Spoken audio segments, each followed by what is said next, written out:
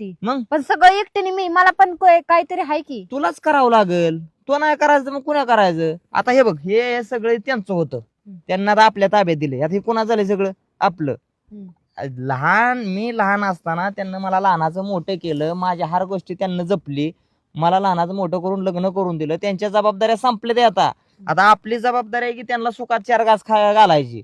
आपल्या अपेक्षा त्यांना ठेवायचीच नाही की तुम्ही काम केलं पाहिजे, तुम्ही हे केलं पाहिजे, तुम्ही ते केलं पाहिजे.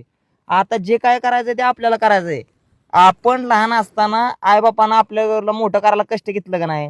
मग आता त्यांचं उतारतं वय चालू झालंय. मग आपलं काय जबाबदारी आहे की त्यांच्या उतारत्या वयात आपण कष्ट करून त्यांना खाया घालायचे. त्यांच्याकडून अपेक्षा ठेवायची नाही त्या, कळलं का. आणि ही जी काय आहे का नाही ही तुझं आणि माझं आहे.